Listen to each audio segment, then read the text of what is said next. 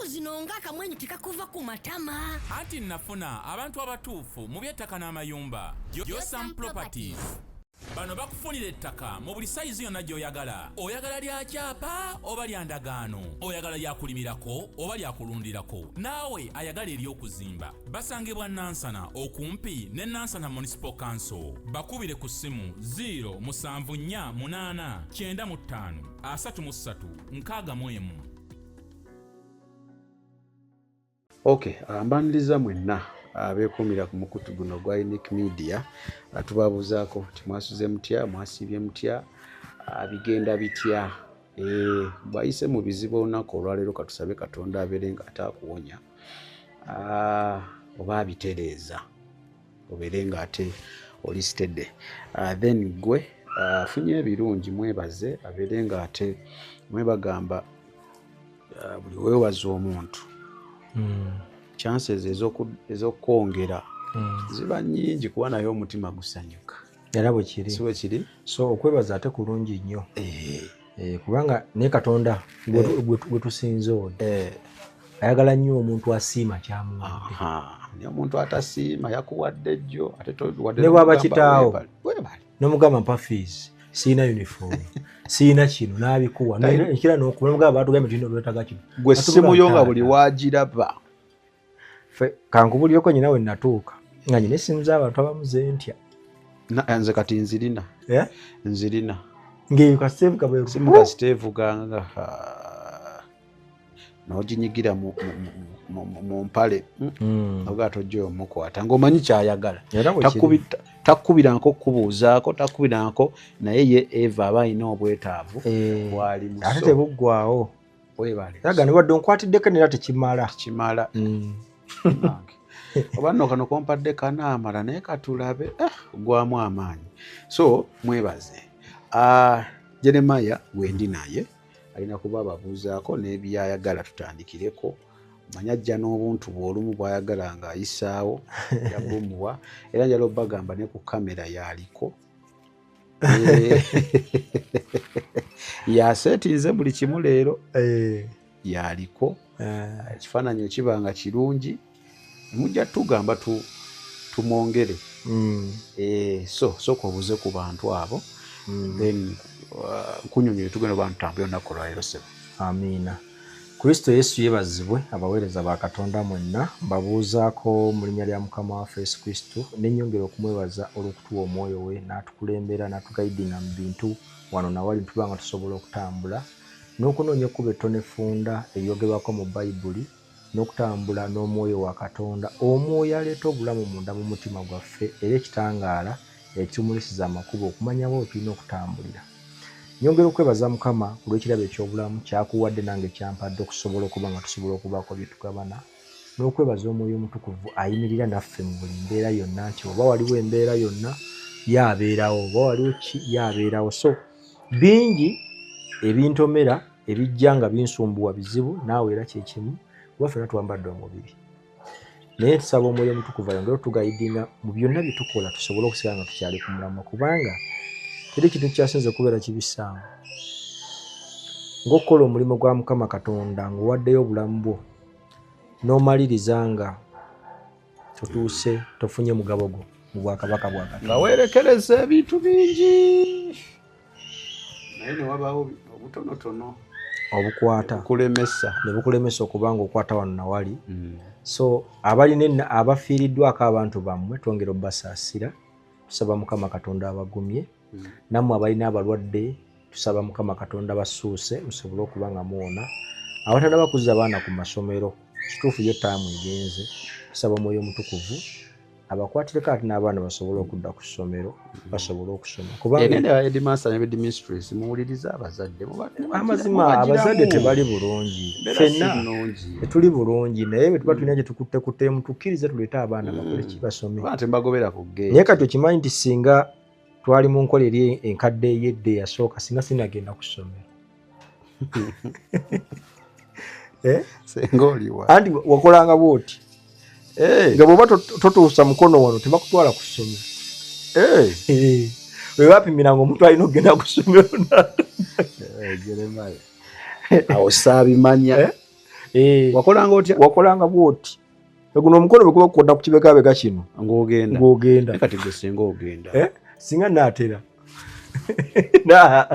ate jjaayo nsingo okuteeka no waggulu ku mutwe singa sinnaba singa tonnaba naye waliwo otuuka nga gukoonako ebyaddala kiza tebaasoma egyo nyina emyaka ngamba sinnatuuka genda ani kati olabe okusoma kwedda kwali nga zaali nga ngero baasomanga ku bya kalica bya buwangwa baakuŋŋaananga ne bakuma ekyoto ne basomesa abaana ab'obuwala ne basomesa ki kugamba tebyabanga waliwo ebyasookera ddala njogera nga okusoma tekunnabakola ki kubaawo kubeera n'omwana n'okusomayo kwajjira ddala nti abantu balandisa ogenda okubanga balandika okusoma era waabangawo embeera nga omwana alina kukola ki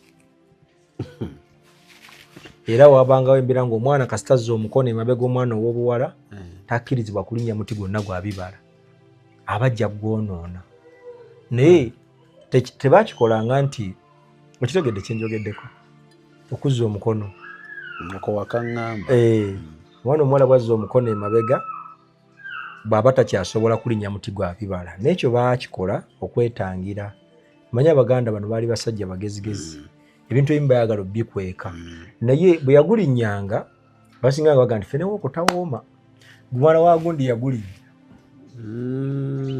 mwana wa gundi yagulinnya naye oluusi waliwo n'emiyembe kati egibeerawo nga tewali yagulinnya naye nga tebikola ki ne fene waali ne just kwabanga kuuma mpisa nti omukyala talina kukola kino just kuuma mpisa kubanga togenda kugulinnya nga ffe bisami tuli wansi tugenda kuba tukulengera fa bakulaga naye ssebo wabangawo ebiwala nga tekitya nga tekyagala mmanyi gagumite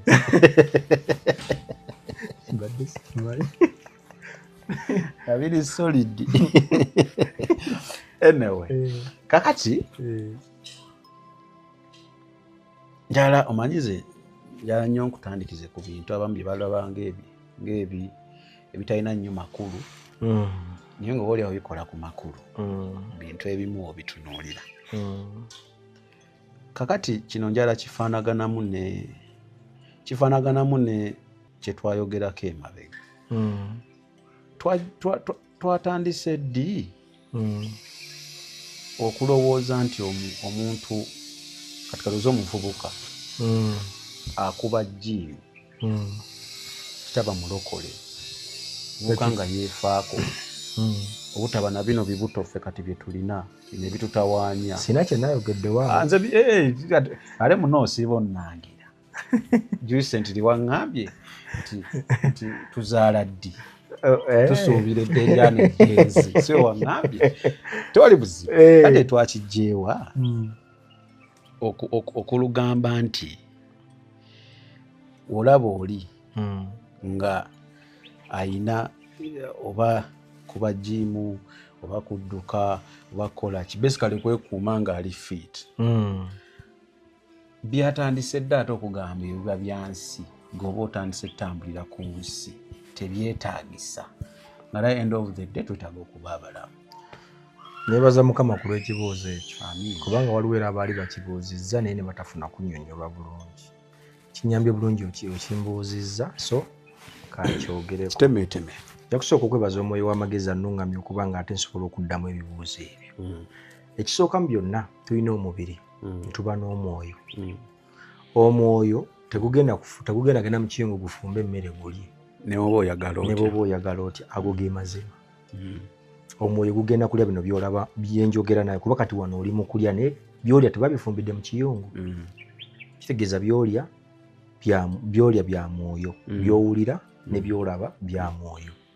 So kitegeeza nsobola okukkuta mu mwoyo ng'omubiri enjala eguluma. Weebale nnyo. Sobola okukkuta ku mubiri ng'omwoyo enjala ejula gutta. Kubanga ebyokulya byonna bye balya byanjawulo. Tematema Jeremiah. Kakati kibayita okubanga bagita bodybuilding. Okuzimba omubiri. Ogendako mu gym n'okubako ku gym n'osala ku lubuto. Kuddukaddukamu awo. Amazima gali nti nange nzirukaddukamu. Okola mu coffee zikoze kubanga nze buli w'oŋŋamba oba oŋŋambira mu biseera bikyamu.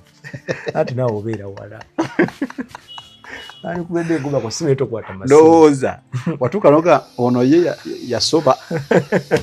Kakati omubiri guno era olaba bwe tuba tugenze mbalwadde ba kansa baba bwe tugenda mbalwadde ba kansa babawa essaawa ku ssaawa 4 kuva ku ssaawa zibanga 3 paka ssaawa 4 balina essaawa kumpi nga 2 awo ez'okuba nga bakola duyiro bayita n'omuntu abakozese kadduyiro basobole okutuyana guli omunnyo ogubalimu gufulume.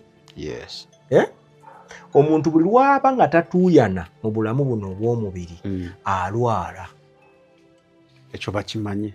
Oba oli wa mwoyo oba toli wa mwoyo oba toli wa mwoyo ojja kulwala. N'abeera n'olubuto nga lunene n'abeera nga omubiri gwe takisosa. N'abeera n'omubiri kale nga mugimu ng'alyanga bw'ayagala naye nga emmere tekola ki tefuluma. JS alina ng'ejja kigambamu oba wangezeeko mugegeenyamu katono. Yagamba atya? JS agamba nti by'olya ne by'onywa kitegedde bye bisalawo oba oli bamulamu oba kati bino bitwogerako bya mubiri. Njagala otegeera ekintu kimu nti tulina abantu ate abakikozesa ng'ekyokulwanyisa okulaga ki kye balinawo mu kintu kyekitya kimu nga bw'olaba tulina ab'omwoyo ne basserwoyo. Tulina abantu abatambulira nga kituufu batambulira mu mwoyo. Tubawo ne basserwoyo nga ye buli kimu kyonna yakiteeka mu mwoyo nga bakisussa batama. Okitegedde? Kati ne tuba n'abantu nga ye bw'agenda n'akuba jimu ayagala ensi emanyi. Jimu eyo giraba nti omubiri guno kituufu ogoberera omubiri kuba kufa. Nejja okoma okugobera guno omubiri n'oguwa jimu gye gwagala otuuka ekiseera n'ozimba omubiri n'oyawula n'okola 6 pack n'oyawula nyineemu wano pack olina kitundu yeegatta wamu eti gye nnina ye eyinza okuba nga ewera. Kakati tulina abantu nga ye bw'akikola ayagala ensi ekole ki emulabe. Kati abo bantu be bali mu mubiri wekifuukire ekikyamu nti ekitukozesa jimu eno ekitudukosa dduyiro just kuuma nga tuli fit mibiri gyaffe okuba nga kubanga olaba ne bw'olya emmere embi eyonoona omubiri gwo. Kitegeeza olina okulya emmere ennungi. Kati guno omubiri gulya naye ate tegufulumya kimala. Kati wano oba ofulumya buyambako fulumya kubanga kyovulaba omuntu bw'abanga tasobola kufuyisa musulo nga tasobola genda mu shootiko n'afuyisa omusulo aba mulwadde. Kitegeeza olina okufulumya n'emmere gy'odde ero n'ogifulumya osigazeemu emmere ekola. Kati mulimu ebisavusavu bye tulya nga tebikola ate nga oyinza obutabyewala. So wabaawo abantu abagala okulaga era kimuwaliriza n'okugenda mu dduuka aguleka amulesa akalaga wano. So obuzibu buli ku ki ekiyinza okujja kubamu baba bakoze omubiri gutugesera ne gumulaga nti gumucontrolling n'aba nga takyasobola gufuna. Abamu mbala bafuna ne zi supplements gugejje nnyo. N'aba nga ye w'amaanyi era nga waba akuyitako bw'ati omanya nti avimba oyo boy yakola bagamba nti yali wanika nga yeeraga si kweraga just mulimu abaana abawanika amabango nga gyeriri just ffe batuyitako mulimu abaana abazikola nga ne bwe ziba nnako zino nga yazikola nga zimalayo emu oba ku ttaka. Sigamba bano abaana bakuba afkeeki waliwo tulina abaana ba afkeeki ate bebaliwa tonnagimanya afkeeki ebeera peva bagiteeka mu kisitokisi n'ogiwulira bagita afkeeki ogifuna eyo ki gisa afkeeki. Kati waliyo abaana abazikozesa ndala babbaboda bakola kyeyo abasinga nabo bakolamu ettiizi okusobola okwerwanako mu ngeri ez'enjawulo. Naye njogera ku balokole nga gwokikola just kuuma omubiri gwo nga mulamu. Okafuna si kibi nabadde okuba nga osobola okwerwanako. Abazazi tebagenda kukusalako ofukamire owanika emikono osabe. N'ekirala nga tasobola nagenda ku luzzi kweta bidomola 2. Oli musajja mukutuusa kusula omunabiro amazzi 2. naye gwe ssebo oli emmere essowaani nejjula bweti nibagamba bakwongere n'envu. Kati kankubuza ekibuzo. Tukyali mu pulogulaamu oba olumba? Tuli mukolera bantu. Tukole saamu. Tukole. Kale kakati ekiwebale kijja okuba wenna kirabidde. Waliwo omusumba alyoka abuulira. Nze nno nze omakkiriza era nze omakkaanya ku byayogerako. Naye nga ndaba nasomyeko mu comments ze ayeka omusajja teyeeraga naye gwoba omutunidde ng'ayambadde essaati ye abuulira ekibi kyo so otegeera mbu akubamu ku ki? Akubamu ku jjiimu. Omukono ki? Kati nga ndaba mu comment section bali boyogeddeko bannala oyo ne bassira oyo. Ndaba bamutabukidde naye ng'ekimukubya mu jjiimu anonayo ki? Soke njagadde onnyonnyola. Kale we twasembera twali tubayisaamu mu lugendo lwa Musa. Era wabitugamba azaalibwa atya akulira atya mu lubiri. Zero nekyo ekisandisi saategeera koolwo. Amini kye namanya koolwo ekirala nti Faraawo Tayito. Naye yali nnya lya muntu. Tayito. Kati n'oŋŋamba nti Faraawo eyaliko ng'omusajja yakazaalibwa. Era yamuyigganga. Bagenda omutuma okuddayo okunona abaana ba Katonda. Faraawo oyo yali yafa. Waliwo Faraawo muki? Omulala. Kati ako nako nalisika. Nali manyi yali omu. So yali omu. Kati n'otulaga bakyala batya ennyanja, n'otulaga batuuka batya basaba batya bakaaba enjala Mukama n'aleeta emmere. Of course nga obinyonyola ne mu Revelations ekirungi kye wakola kyekyo. Then n'engeri Musa twakoma Musa akoze ensobi. Bamugaye kuba basabye amazzi kuba ku lwazi omulundi gumu ndowooza yakubako gumu n'abantu egajja n'ogwokubiri. Njagala tutandikira awo. Kati Musa bwakubako Mukama kye yali anoonya mu Musa yakiraga abantu nti olina kugondera ddoboozi. Kyeri kugamba kyolina okukola ki? Gwe kyoba okola olinde. Gwe kyoba okola okole ki? Olinde. Kati nentuuka nendaba abantu engeri gye baali beeyisaamu mu kaseera ako. Jjukira akaseera ako konna Musa ava n'abantu naye ng'ebikolobera ajja biraba abantu bye bakola. Abayiga batasiima. Bennyini betta kubanga waliwo abaawakanya Musa mu lugendo olwo ettaka ne lyasama ne libamira. Ettaka lyasama bwe liti abaali bamuwakanya bonna ne libamira. Nekyo nga tekimala kulaga bali nti bano babamize kati abaana abagibwa Emisiri baali bazibu nga boolaba abatulaba baali bazibu ku byamagero byonna bye yakola. Kyova olaba Yesu agamba abantu abaliwo mu kaseera ako. Bw'osoma mu Yokaana 6:51 oba 48, Yokaana 6:48 nga bagamba Musa si ye yabawa emmere yava mu ggulu wabula kitange yabawa emmere yava mu ggulu.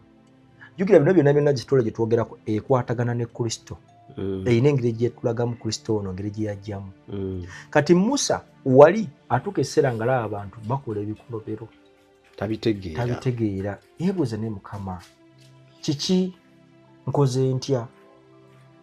Mukama ayita Musa amwambusa ku lusozi. Oza mu kyamateeka 9:9 amutwala ku lusozi. Atuuka ku lusozi Musa asiba ennaku 40 emisana n'ekiro. Musa nga tali akantu konna gomanyi omwezi mulamba n'ennaku 10 nga teri kyakulya. Oli Musa yali mulalamu. Sikisobola. Nibwe ziba 3 tuyinza okusanga ng'oweka nga sinage naalidde. Naye ku mazzi nsobola. Ku mazzi osobola. Kumanya. Akati Musa n'alaba nga abantu bano mutuufu bakola bingi. Kugamba frustration. Wali yamusukkako nga alaba ebintu Katonda abikoze naye bano tebategeera butegeezi. Puttu nnyingi. Musa nga yeegayirira Mukama ng'asaba Mukama Yati yamusaba kubawa amateeka. Nga Mukama ayita Musa kuki? Musa nga abaana ba Isirayiri abaleka na Alooni wansi. Nga ayambuka ku lusozi waggulu. Bw'atuuka ku lusozi eyo ekyali wansi eno. Musa munnange ng'abeera eyo ennaku 40 omuntu eyabakulembera bajja mu Misiri nga temukyamulabako nga yalimu eddoboozi lya Katonda. Alooni tanatandika kwogera na Katonda. Kyemmanyi oba kimanyi? Kitegedde. Kakati Musa atuuka gy'atuuka Mukama n'asiba ennaku 40 naye ng'eddoboozi lya Mukama aliwulira n'okubeerawo kwe nga kuwulira nti Katonda waali. Era Musa nga yeetowaza ng'abeera asaba ng'asiiba ng'asaba ng'asiiba.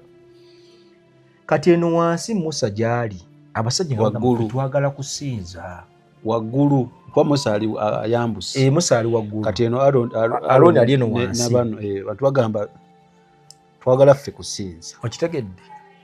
Musa yagenda tadda. Oli yagenda Tadda. yatubulako. Okitegedde? Yatusuulawo. Weebale nnyo.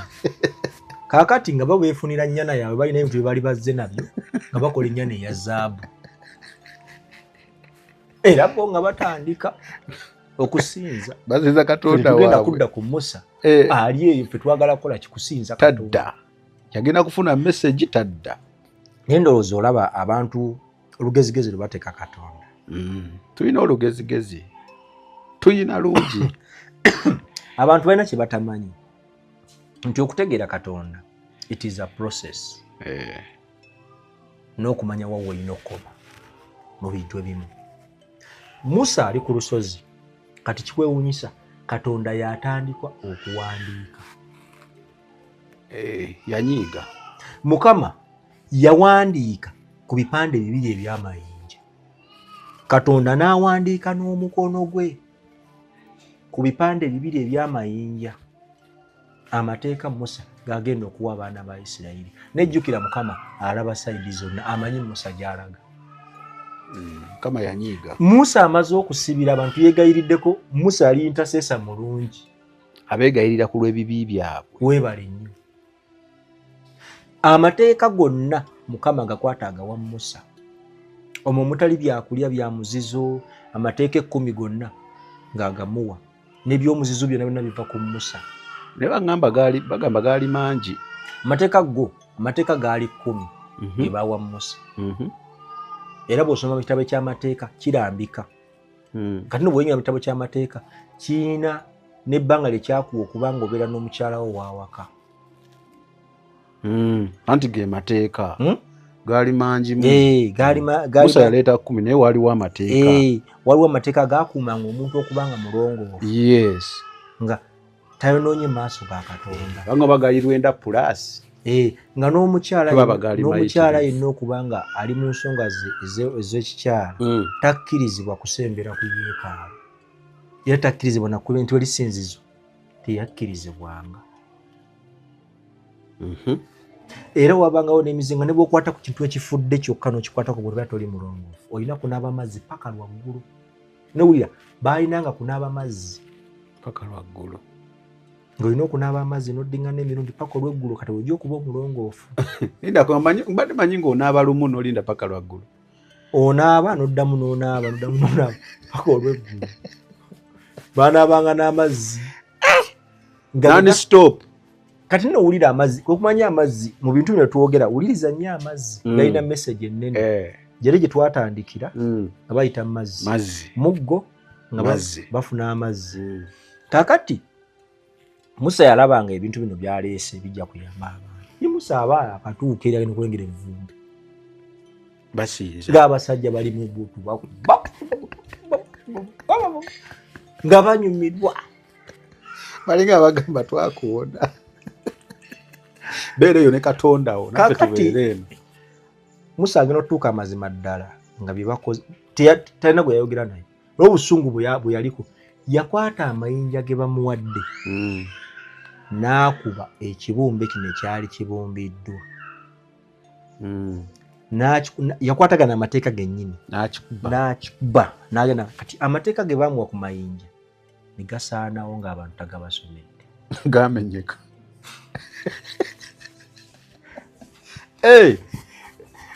Musa amateeka gamuweebwa nga Mukama yagawandiise ajja ogawa abantu abasangawo bakoze Katonda waabwe ente n'alowoozaamu gy'abadde byabaddeko obusungu ne bumuluma obusungu ne bumulinnya n'agakwata n'akuba kino ekibumbe n'akisesebbula n'akisaanyaawo naye ate mu kukisaanyaawo ne gano gaba galina osesebbuka nago ne gasesebbuka atagasomye okitegedde teyagasomera bantu kati abaliwo n'abagamba abakkiriza Katonda mu ddeeru n'abatakkiriza mu ddeeru ne beeyawula talo ne lutandika ne babatematema bonna abatakkiriza newewuunyi gye baabajja yonna tebannakkiriza babatematema. Musa n'addamu neegayirira Mukama na Mukama n'addamu n'amuyita ku lusozi n'amugamba amateeka kati agaddako ag'okubiri Musa yawandiika n'omukono gwe. Mukama n'amugamba kuba ye Musa yali agasomye ng'agategedde n'amugamba kati wandiika amateeka ge nasooka okuwa ebipande byo gasomera abantu abo. So Musa yagawandiika. Musa ag'okubiri yagakola ki? Naye nga Mukama yamulagira era Musa addamu agawandiika ku bipande bibiri eby'amayinja n'addamu n'agasomera abaana ba Isirayiri okufuna amateeka ge tulina n'olunaku lw'olwaleero. Wadde nga gaakyusibwa kubanga amateeka gonna ge baali baamuwa gaali gafundikira mu bintu bibiri. Kwagala Katonda n'okwagala neighbor. Kubanga era Musa era bw'osoma mu ndagaano kati abaana ba Isirayiri baakolanga ebibi. Musa yafunanga ente ne bagisabira Musa n'agiwongayo mu maaso ga Katonda. Ebibi byonna bye baakolanga abantu ente n'ebyetikka oba embuzi oba endiga kye baakolanga ng'ekisolo kye kyajjangawo ekibi. Buli luvannyuma lwa mwaka baatanga ekibi ekyo ne kifuluma ne kivaawo oba ne bakyokya ne kikola ki kigenda. Kati zezo saddaaka ezikyaliwo mu busamize zo bakyazikola kubanga osobola okweyambululira mu ndiga. Osobola okweyambululira mu ndiga ebyokukola byonna bye baakuteekako n'ogiteeka ku kyoto n'ogyokya n'esaanawo nga teri agiriddeko yadde evvumbe ne liwunya. Kati ffe twagyokeranga bajjajja. Muganda ebintu bye mwakolanga nakuta naye oba yewaŋŋamba nti wanaaba ennyama kimanyi ekyogo ky'ennyama ate nno bingi ebimu nabireka bulesi. Obulamu bunyuma, obulamu buwooma. Ekyo tekiriiko awakanya wabula obulamu bunyuma bulamu agugi mazima. Wuliriza nkuleetedde ekyokuddamu ku ndwadde ez'enjawulo ezituteganya mu bulamu gwe wamma ne tulema okweyagala. JS Medical Hubs bano bakugu mu kujjanjaba ebizimba mu lubuto, tujjanjaba hania n'abulira ddala otawanyizibwa ndwadde za lususu, ebimmonde ku matu, enkovu ezizimbye oba nsundo, byonna tubibuzaawo. Ate nno tetukoma okwo era tujjanjaba ulcers, sukaali, pressure n'endwadde endala nnyingi. Abatawanyizibbwa mu nsonga z'omukisenge nammwe tetubalekeredde. Tulina JS Body Cleanser nga bw'olinywa lino likamula obucaafu bwonna mu mubiri. Olwo JS Immune Booster ne lizimba obutaffaali mu mubiri. Linyweko weetangira okulwalalwala. Ku JS Medical Hubs eddagala tukozesa lya butonde teririna bulabe yadde. Basebo ne bannyabo mbalamusizaako mu linnya lya Mukama waffe Yesu. Yenze musawo John Sewanyana wano ku JS Medical Hubs. Njagala okujjukiza ekintu kimu nti obulamu buli mu ngalo zo. Byolya ku sowaani yo oba byonywa mu kikopo kyo bye bigenda okusalawo onaabeera mulamu oba onaabeera wandwadde. Tukuyita wano ku JS Medical Hubs tukujjanjaba endwadde. Jjukira nti ffe we tujjanjaba ensibuko, tujjanjaba cause, tetujjanjaba symptoms. Tukuyita jangu ojjanjabwe endwadde yo wano ku JS Medical Hubs ojja kuwona mu linnya lya Yesu Kristo. Amina. Tusangibwa Nansana okumpi ne Nansana Business Center oba tufune ku ssimu zino wammanga noti 7 noti 6 367 362 oba noti 772 999 noti 29. JS Medical Hubs for health and skin solutions. Mu lubaale ebintu bisinga lubaale byayagala bye bimu Katonda bye yalinga ayagala edda era ye yabyesooka ate ng'era byonna birina ensonga lwaki biri bwe bityo. Kati endiga esobola okuliga endwadde zonna na buli kizibu kyonna nga wala nti esobola okumeggana na buli kizibu kyonna n'ekijjawo. Kati abasamize bagyagala endiga. Embuzi yeebuza ebizibu byonna ne bibulawo Bino byenkugamba buliyimba na bufere tebivaawo ne just nkubuulira culture nga bweri. Ente yeeta ebikutte ekuta era ne bw'obanga ddungu akuyise okumwokyera ekijjulo bamwokyera ennyama y'ente akute nga mwekwata birungi byokka. Okitegedde? Ekirala enkoko yo nkokoozi ekokoola byonna nga bw'olaba mukoka ekokoola byonna n'ebitwala ebizibu byonna weebale nnyo bo we bakkiriza nti enkoko ekokoola. Affe tugirya buli kakati. Era bintu bingi kati mwekwata ente embuzi endiga n'enkoko. Kati ebyo bintu byonna mu busamize birina omulamwa munene nnyo era ogukola bajjajja gwe baagala. Kati saayansi ono owasimanya ndeetera etaliimu bbala avaawa? Saayansi owokuneetera etaliimu bbala baba baagala kukozesa ndagaano wadde n'eri gyokola ebeera ndagaano okusala oba erimu ebbala oba teriimu bbala. Kati ate amabala era gatambulira mu misambu engeri gye gyalinga gikolamu. Okitegedde? So basically tewaliiwo kye bakusaba nga tekirina nsonga gwe ne woba okiraba ng'ekitalina makulu. Kirina amakulu kubanga ebiseera ebisinga mwe batusibira gye bakusaba ekiddugavu ate enkoko enzirugavu manya bagenda kukusibira mu musamba mubeere eki nga muli muti nga temuteŋŋana wooli we guli. Okanyaga mpulira ekintu kinkozesa ekintu kimpulira kintambula mu muti kumbe muli kimu. Wakola endagaano muli eki muli kimu. Tudde ku gundi. Kati Musa agawandiika. Musa awandiika amateeka ajja agabuulira abaana ba Isirayiri agabagamba nti okuva n'olunaku lwaleero Mukama abawadde amateeka. Temukolanga bwe muti, temukolanga bwe muti, temukolanga bwe muti, temukolanga bwe muti. Abantu nga babuulira amateeka era nga bagakolera n'essanduuki bwe banaagakuumira ng'ago amayinja.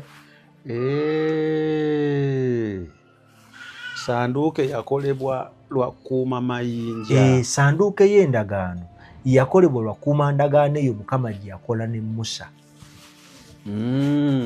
Kati nkutegedde. Kati Mukama bw'akola essanduuke bw'abawa amateeka ne bagakolera sanduuke bwe ganaabeeranga era baatambulanga nago buli we baddanga. Kati sanduuke y'endagaano etandikira ku Musa okugisituza. Gundi oyo omusajja gwe twayogedde kaani mwerabidde naye yagisitulanga.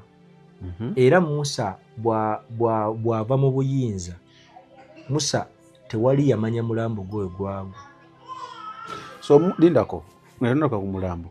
Musa ali oleeta amateeka nga Katonda yamugamba dda togenda tuuka. Okay. Kati Musa afa. Musa ava mu bulamu bw'ensi naye ensi yagirengera. Ensi ensuubize. Abaana ba Isirayiri gye baali balina okugenda. Musa bw'agiraba n'alekera Yoswa obuvunaanyizibwa obw'okukola ki? Mukama n'adda ku Yoswa n'abanga ayogera ne Yoswa. Naye Musa baalinga banyumya ne Mukama nga bwe tulabagana amaaso n'amaaso. Ng'era kyaliiwe. Taano we kubanga Musa yakwata amateeka. Kati ngina kuddako mu Revelation katono okubikkulirwa okwali awo. Lwaki Musa bamugamba tojja kutuuka ate gongambye yatuuka ate nze gambye yatuuka ongatta. Kati Revelation eri mu ekyo bagamba Musa tajja kutuuka kyali bwe kiti. Mukama agamba Musa tajja kutuuka naye yali ategeeza abasigadde okugondera eddoboozi lye obutakola kyatabagambye. Era kyekivunaanya Musa. Musa bw'agenda bw'afa tewali yamuziikako. Tebalaga ngeri gye yafa. Teri yaziikako Musa. Teri yaziikako Musa. Ye yafa ki? Mukama yamuggyamu omwoyo gwe n'agutwala. So teyalwala teyakola ki? N'amutwala ng'emirimu gye gikoze giwedde. Kati gamba ate nti Musa atuuka mu nsi ensuubize. Ensi ensuubize gitwogerako ly'eggulu. Ensi Katonda gye yasuubiza abaana ba Isirayiri ekulukuta amata n'omubisi gw'enjuki yali abagamba ggulu. Ate bano bayo batambuza abatwalawo. Promised land. baali banoonya Kristo. Ne Kristo mu kaseera ako yatandika kubeeraga. Yabeeraga ng'ayita mu bantu ab'enjawulo. Kubanga Kristo yakulembera Musa. Musa si yayawula ennyanja, Kristo yajawula. Kati weggambye nti gundi yatuuka we wano. Tugenda okulaba Mukama waffe Yesu Kristo wajja ku nsi kono. Yakwata abayigirizwa bameka? 3. Ne bambuka ku lusozi okukola ki? Okusaba. Bwe batuuka ku lusozi okusaba, Musa ne Eriya ne bajja. Yesu amaaso ge ne gakyuka n'ebyambalo bye ne bikola ki? Ne bikyuka. Kitegeeza ki ekyo? Yatuuka. Bino byali bikweke ebitalina kuzuulwa byali birina okuzuulwa abo Katonda bawadde omwoyo we. Kubanga yatuuka. Okkiriza? Ate kubasa okkiriza. Kuba ataatuuka. Tasobola kulabika. Okitegedde?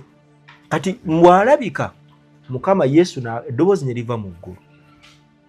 Eddoboozi bwe lyava mu ggulu lyagamba, oyo ye mwana wange omulonde, mumuwulirize. Kuba Petero yaka nti twandizimbye wano ensisiro ezi 3. Emu ya Eriya, emu ya Musa, emu ya Mukama waffe, tubeere wano ku lusozi. Kitegeeza ki? Nga bakulaga nti mu ndagaano enkadde okuzimba kwe kwali kukola. Fa bazimbanga yeekaalu. Bazimbanga yeekaalu. Naye nga eddoboozi baga ono ye mwana wange omulonde mumuwulirizenga. Kati ate eddoboozi erimala ne livaawo. Naye nga eddoboozi terina kuvaawo. Eddoboozi lyali ligamba baani? Lyali ligamba nze naawe Saamu abaliwo abatulaba olwaleero. Ng'abagamba nti ono Eriya eyakulembera bannabbi. Era yayitamu obunnabbi. Ono yali eno n'ono ali eno. Yesu ali makkati. Owulira? Ono Musa yakulembera amateeka. Obunnabbi n'amateeka butuukirira mu Kristo.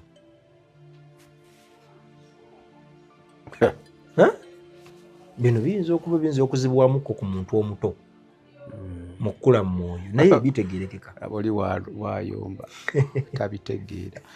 Kazzeeyo keemabega ojja kategeera. Revelation yali mu ekyo nga Mukama agezaako balaga nti ebyabannabbi n'amateeka gakomye. Ono gwe mulina okuwuliza kyabagamba kyemukola ki?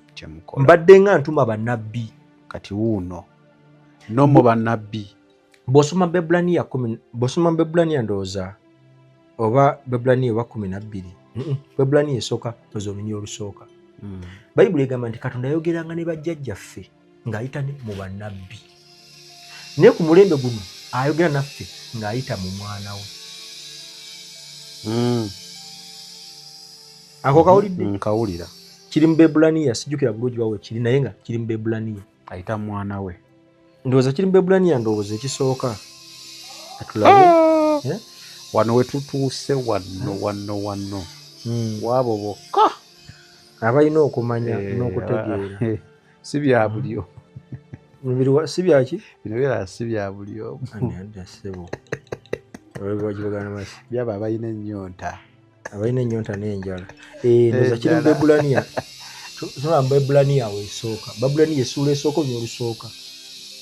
Edda Katonda yayogeranga ne bajjajjaffe mu ngeri nnyingi ez'enjawulo ng'ayita mu bannabbi. Olwokubiri naye mu nnaku zino ez'oluvannyuma yayogera naffe ng'ayita mu mwana gwe yalonda kuba omusika wa byonna era mu mwoyo mmwe yatondera ensi n'ebintu byonna ebirimu. Okomaawo kati ndowooza otegeera gye tuva. Kutegedde. Ontegedde? So Yesu we yali asaba wano. Musa ne Eriya. Eriya alipresentinga amateeka. Bannabbi. Eriya alipresentinga bannabbi. Musa w'amateeka. Ali makkati kwagala. Eddoboozi ligamba oyo ono ye mwana. Kitegeeza amateeka ono noono nabbi temukyalinawo kakodyo, ono ye mwana. Era bw'osoma Yokaana essuula esooka olunya 3:5 abayigiriza ba Yokaana abagamba laba omwana gw'endiga. Abayigiriza ba Yokaana babiri ne bamuvaako nga bona bali ttiimu ng'olina abagobereza abagoberera ne bagamba naye y'oyo yasuubizibwa gwe mwana gw'endiga. Yagala ate kati gwe tukyakola kino Yokaana, omulembe gwa Yokaana gukoze ki? Waba y'oli kati fuga otumalira budde. Naye abamu baasigala ne Yokaana. Anti entegeera. Kati kyengezaako okulaga nti ffenna okuwulira n'omwoyo wa Mukama tusobola mutegeera kyekimu. Bali baafuna okubikkulirwa, baafuna revelation nti omulembe gwa Yokaana gukomye. Kati tugende tugoberere omulembe omuki? Omupya. Abasigalaga nti ffe tumanyi Yokaana. Nga bagamba nti ffe tumanyi Musa. Ye waffe. Musa yaleeta amateeka era yayogera ne Katonda. Naye ate bagamba Katonda azze. Okitegedde? Kati Musa bw'ayogera ne Mukama ye bw'ajja ku lusozi ekibo ekito bwe kyali revelation okubikkulirwa kwonna okulaga nti wali Musa afiira ku lusozi naye yatuuka kuba yali akolera kyekyo. Yali tasobola kulabika mu maaso ga Yesu nga Musa teyatuuka mu nsi ensuubize. Yatuuka. Okitegedde? Ako nkalabye. N'oyo akalabye alaba. Nga Yesu Kristo yajja yeekweka mu bintu bingi. Kati ne kano katugambe revelation kubikkulirwa baamala mu kkuba ebbanga ki? Ebbanga lyo lyali ddene myaka na myaka. Kati ekyo kyali kitegeeza ki ekyo? Era kye kino kye tulimu n'olunaku lwa naffe tuli mu kkubo lyerimu tetuvanga mu kkubo. Gobadde omanyi nti twatuuka tetunnaba Mukama ffe tanaba kujja kunona babe tetutuukanga. Musa ye yatuuka. Yeffe bali. Tuli bazzukulu ba bali. Tuli bazzukulu ba Ibulayimu, Isaaka ne Yakobo. Tuli zadde ery'ekika ekironde ekitukuvu ekya Mukama waffe Yesu Kristo. Tebatuuka naffe tongamba nti myaka emeka tukyatambula.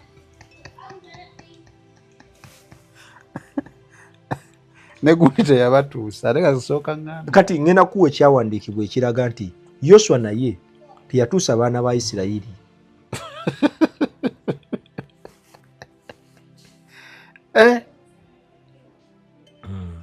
Yoswa teyatuusa baana ba Isirayiri. Ngenda kuwa ekyawandiikibwa ekiraga ekyo. Kiri mu Bebulaniya essuula 4 wena kusoma ku lunyiriri tandikire ku lw'omusanvu lujja okukijjayo obulungi. Kati omanyi wetuddako njagala katero ku revelation kubikkulirwa kwa Eden.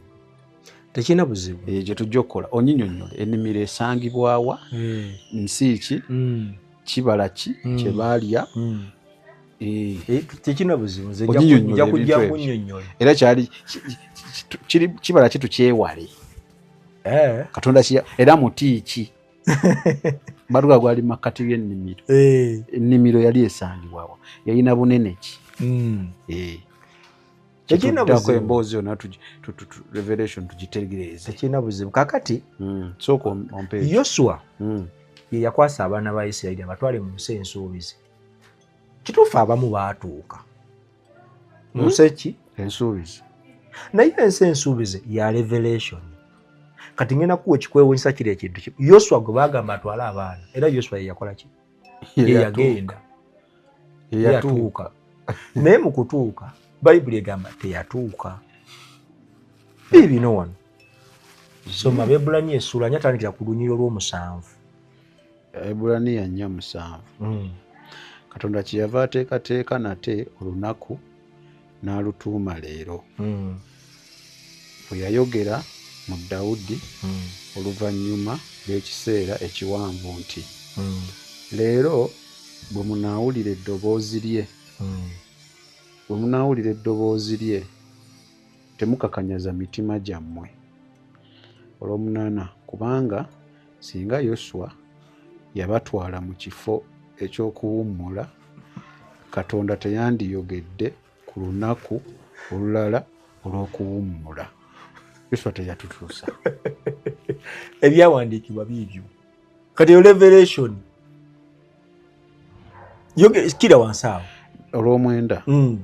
Naye Katonda atusuubiza olunaku olwa Sabbiiti lwe tuliwummula newankubadde nga terunnatuuka. Bw'okoma weebale nnyo bugalo buno bubwo. Yoswa teyatuuka. Singa Yoswa yabatwala mu kifo eky'okuwummula, Mukama teyandyogedde ku lunaku lulala lwayita olwa Sabbiiti. Nejjukira Sabbiiti yaliwo ne ku mulembe gwa Musa. Yesu Kristo bulijjo kyensomesa nti Yesu Kristo ye Mukama wa Sabbiiti. Yagifuga. Yesu Kristo ye Mukama wa Sabbiiti. Etya ngenda kuwa ebyawandiikibwa ebiraga nti Yesu Kristo ye Mukama wa Sabbiiti. Bayibuli eyogera mu Matayo 11:28 n'egamba mujje gye ndi mmwe mwenna abakooye nammwe abazitoowereddwa nange nnaabawummuzanga. Nejjukira Bayibuli egamba nti Mukama yekka y'awummuza. Era Yesu era Katonda bwe yamala okutonda ensi mu nnaku 6 yawummula ku lunaku olw'omusanvu ye Sabbiiti. Kati ono yabagambye nti Mukama singa Yoswa yabatwala Mukama teyandyogedde ku lunaku lulala. Teyandiyogedde. Naye olunaku olwo lwe lwali olwa Sabbiiti. Sabbiiti yaani? Kati ekyo kyandibadde ekibuuzo.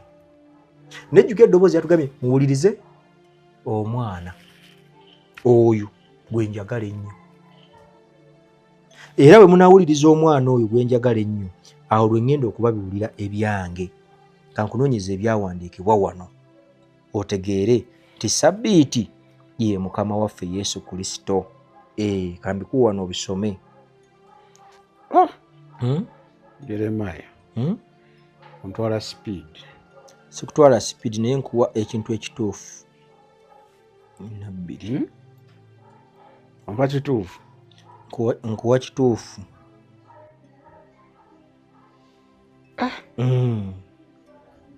Teyatuuka. Teyatuuka. Joshua teyatuusa. Kati ki kino wano? Matayo 12 tandikira ku nnyo olw'omusanvu. N'endala genda zibawa teruli lumu. Matayo 12 olunyiro olw'omusanvu oba otandika osome n'olw'omunaana. Naye singa mumanyi amakulu gano, naye singa mumanyi amakulu ga kino nti njagala mubeere nga baakisa okusinga okuwangayo ssaddaaka. Temwandinenyezza bataliiko musango. Omunaana, kubanga omwana w'omuntu ye Mukama wa Sabbiiti. Baatugambye lunaku ki? Omwana w'omuntu ye Mukama wa Sabbiiti. Era nkuwa n'ennyiriri endala ezoogera ku ekyo bw'osoma Luka 6:5 era ayogera ekyo nti omwana w'omuntu ye Mukama wa Sabbiiti. Owaayi, ennaku zino ng'akamwenyu tekakuva ku matama. Anti nafuna abantu abatuufu mu by'ettaka n'amayumba. Yosam Properties. Bano bakufunira ettaka mu buli sayizi yonna gy'oyagala. Oyagala lya kyapa oba lya ndagaano. Oyagala lya kulimirako oba lya kulundirako. Naawe ayagala ery'okuzimba. Basangibwa Nansana okumpi ne Nansana Municipal Council. Bakubire ku ssimu 074895336. Era bw'osoma Makko 2:27-28 era kyayogera. Sabbiiti si yetufuga. Sabbiiti ye Kristo. Ye yali yasuubizibwa. Lwe lwali olunaku olw'okuwummulirako. Kyensonga lwaki Mukama yagamba Yoswa nti Mukama nayogera ku lunaku olw'okuwummula. Teyandyogedde ku lunaku lwa kuwummula. Tugenda okulaba Yesu Kristo yayita abakooye n'abasobodde okubawummuza. Ate nga Katonda yekka yasooka okuwummula mu ndagaano eyasooka mu lubereberye. Yekka ye Katonda. Kye kigambo. So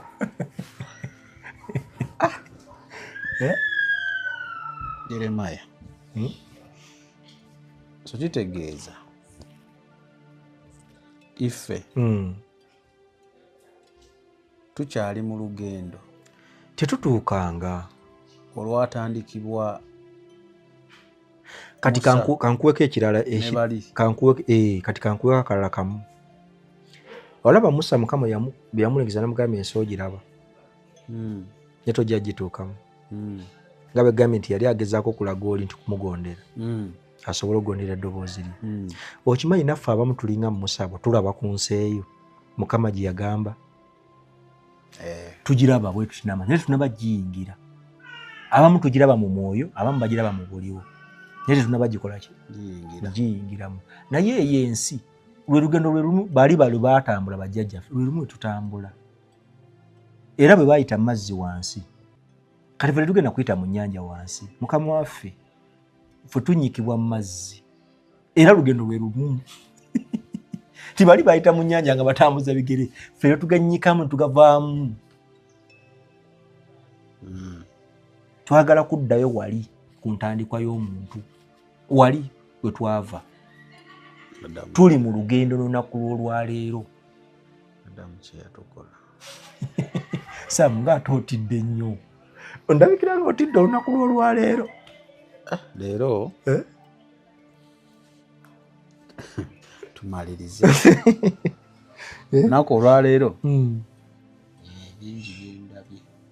So ekintu ekyo kiraba abantu bangi abanoonya Katonda nga mazima gali nti tebamumanyi era nga n'entandikwayo n'enkomerero nayo. Kivula abantu bakwata sabbiiti tubagamba sabbiiti si lwe lunaku lwe balina okusinzizaako Katonda kubanga lwaliwo ne Musa.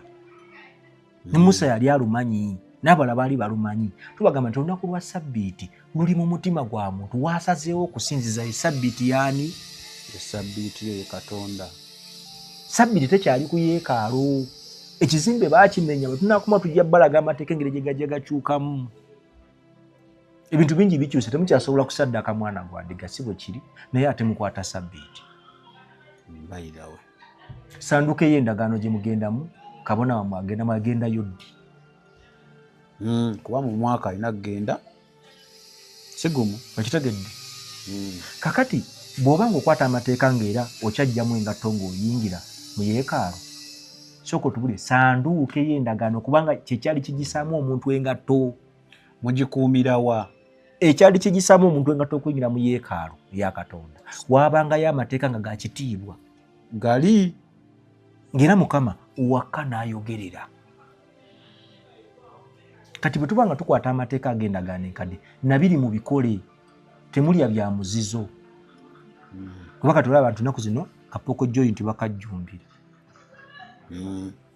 Kati nako temukalya mubireke kubanga mulina okugobera amateeka ate mateeka Bayibuli bw'osobyako erimu ku go oba oyonoonye onoogayiye oba ogenda kukwatibwako. So kyengezaako kubanga mpumbawumba tusobole okutegeera Katonda. Buli muntu yenna alina right okwogera ne Kristo Yesu.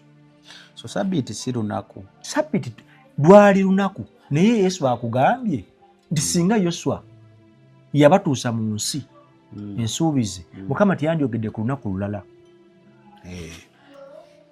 Aka Yoswa ate kankubye wala.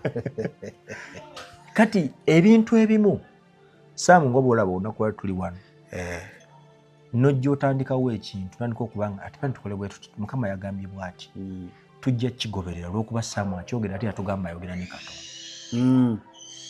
Naye gwe ali eyo lwaki tewoyogera ne Katonda wa Saamu? Owoyo andaba gundi tayogera. Katonda wo omuzibe tawulira. Kakati nno Katonda wo waba muzibe manya nti wakwate kuba ekyamu. Gwe lwaki oyagala omuweereza wa Mukama yaba ayogera ne Katonda ajja akubuulire? Ekyo nno abali wano ku Unique Media erina emiramwa gingi gyegyeteekawo buli mwaka. Simanyi oba leero mulamwa ki ogw'omwaka. Leero tuli bakuwaguza lwampaka. Leero tuli bakuwaguza lwampaka. Nkotte bibyo. Kati tosobola kuwaguza nga bakutegeerera. Unique Media erina ekintu kyetera okukola. Buli mwaka eteekawo pulogulaamu waliwo gye nawulyako weetegerere Katonda. Eyo nagyagala. Weetegere Katonda wo. Naye bino yakuwaguza. Teri kusirika waliwo neyaliwo teri kusirika. Sirika mwaka ogwo guwedde era wa wasirika. Twayogera. Ebituluma nina twabyogera twabita. Kuwaguza. Kakati buli muntu yenna atulaba osobola okwogera ne Katonda kubanga teri ali waggulu wa munne mu kumanya. Naye byo tubyogeredde ebbanga abantu tebabitegeera butegeezi ndowooza. Mu lugendo lw'abaana ba Isirayiri batambula naye baaba olaba abo bo baalemwa okukkiriza nti nga baalaba nako. Naffe mu lugendo luno olaba mulimu abawonye kansa, mulimu abawonye siriimu, mulimu abalema abatambudde, mulimu abakyala abafunye embuto, mulimu abazimbye ku nnyumba. Mu lugendo luno mwe tusingira okusuulira omutonzi. Nga ne kati Mukama tumuyita tatuwulira. Naye akaseera jjukira n'abaana ba Isirayiri nga baakasomoka baakalina. Naye ffe tusinga kali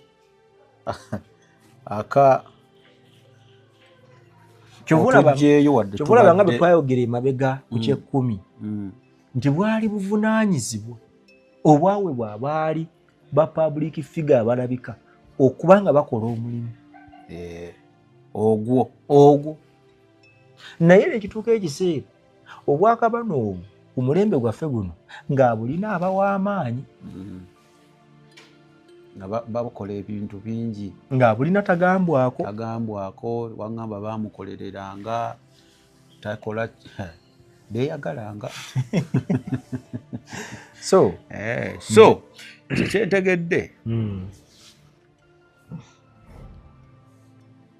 tuli mu lugendo kakuba okongera okufunda tetutuukanga.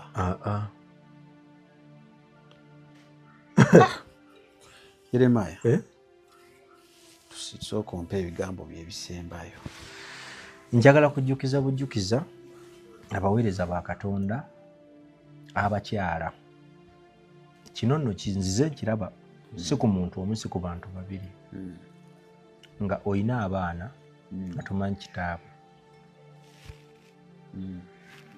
ng'olina abaana nga ne taata w'abaana tomanyi mannya ge. Nino ngenda okwogera ku kintu manyi nawe nkijje era simala kwogera ku kintu nga sikirina we nkijje. Nina sisita wawe nga mukimanya gyalaba vidiyo najja kitegeera. N'abalala si ye yekka, n'abalala balina 8 abamuli emabega.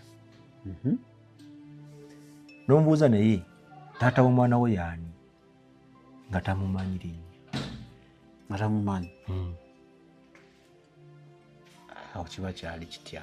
So kano kalowoozo kabawe bw'oba olina omuntu gw'oyagala fuba okumumanya, omutegere ye azaalibwawa, taata we yaani, maama we yaani, baganda be be bani, ndaga muntu ye oba paasipooti egikebereko nga tonna papa ki ekikupapya nga tonnamanya ebyo. Ki ekikupapya nga tonnamanya. Omusajja ajja kulimba amannya ogenda ofuna olubuto ozaale omwana nga tomanyi n'akugamba ekikupapya kiba ki? Opapa ki? Sooka otegeera omuntu bamuzaalawa ewaawe wali watya. Ogenda zaalira omusezi akaana akalye olaba musajja kubanga ekira atabuka ayagala situla akaana kumba ayagala kali. Musajja ekira amalusu gamuyiika amaddu mangi. On a serious note ki kiba kikupapya. So ensobi baba waliwo abagikoze muwabula abalala. Omuntu muzaalemu omwana otuuka okwebaka n'omuntu ne mukola bye mukola n'akuzaalamu omwana, make sure nti omumanyi. Ne bw'abanga tugeze waliwo ebitatambudde bulungi mu mwana avudde mulamu bw'ensinga olina w'okumuteeka. Ebale nyina gwe mmanyi yadiba n'omulambo gw'omwana. Sampeeta ibosibye obuzibu obwewo. Kize nkubuuza. Oli mu meseji yange siibula. Amangezaako bategeeza. Naye tukimanye nti wadde tuli mu mbeera eno yonna tulina abaagalwa abaffe be twagala, naye toteekayo mubiri gwo ng'omuntu gw'oguterayo tumumanyi nga tasobola yimirirawo. Bye betwogeddeko mu kutandika nga akuzaddemu omwana ne mudwaliro n'atalinnyayo, takumanyi tomumanyi. Mweri program twabyogerako ebyo. Twabyogerako. Omwana ozadde omwana musajja akulese mu ddwaliro era bivaawo. Teri kintu kisinga kunnuma ku bulamu bwa nsi eno nga kintu ekyo. Omuntu okuzaalira omusaayi mu nsi Oyitamu. oli n'akuyita taata. Ani agamu baagala waliwo obuvubuka bulinga busajja buli awo tebuwera bwagala kubuyita taata mutaata gundi naye tebirabirira baana ebyo tebirabirira baana. So nze omuntu atakola buvunaanyizibwa amazima gali nti simwagala. Njagala nnyo omuntu atwala obuvunaanyizibwa bwe era nze bwe nkizuula nti oli mukwano wange totuukiriza buvunaanyizibwa bwe nkugambako. Yesu tugenda muyita tutya tumuyimbye nti naakusinzanga Mukama obulamu bwange bwonna. Ngeze ennyimba oziyimba nga waliwo abakaaba ku lw'obulamu bwo, sente bw'ozifuna tobawa, ekyo nno kikyamu. Era n'abakyawa abaana tebaabafaanana. Era ekyo nkivumirira. Gweoba oyagala bakufaanane weebumbira ababo. Ano omwana gwe wazaala tanfaanana, takufaanana mutwale ku musaayi bakebere nti tufe endaga butonde omwana mukyala yakola ensobi kiba kitereeza. Anti era abayagala mukyala yaba ateekamu sirina ssente naye mumutwale ku musaayi nkakase. N'abalina abaana b'abasawo abaganda mubazzeeyo nga wamusiba bbaawo yamanya akuza wagenda mu ssabo kutereeza amaka bakuzaala mwana wajja naye. Abo bo bangi. Kitaata kimanyi kyekizaala bambi kisajja kyattu baakiwunika baakitega olubbobbo. Mukebeze abaana toleeta bizibu. Jaleeta ebizibu maama omanye ekyaliwo emabega kaawo. Maama toleeta bizibu. Labira bwolabira bulaza guma. Samike eyo soa kujongerako nyinza ogyonoona. Kenyinza okugattako. Gattako tuwulire lumba tulabe. Lumbamu. Baleeta mbabuuli. Kibi nnyo okutandika omupiira nga bakulimu 5-0. Baba bakategedde. Sima baba bakategedde. Weewale nnyo okutandika omupiira nga gulimu 5-0. Nga bakulimu 5-0. Tosobola guwangula. Gulina kubeera emu oba 0-0. 0-0 oba emu. Awo gujja kutambula. Naye leero nnumbidde mu magezi. Abagezi. Abagezi bokka. Gwe atakategedde mmanya toli mugezi. Batereerezeemu. Katono. Amalo basiibule tugende. Kankomawo nyiza okwonoona message. Sabike gegange mbadde ne Jeremiah Unique Media y'echannel. Amiina. Ebyo by'owulidde oba ebyogeddwa mu episode eno si birowoozo bya Unique Media nga channel awamu n'abagikulira, wabula birowoozo by'abantu ssekinnoomu mu kiti kyabwe.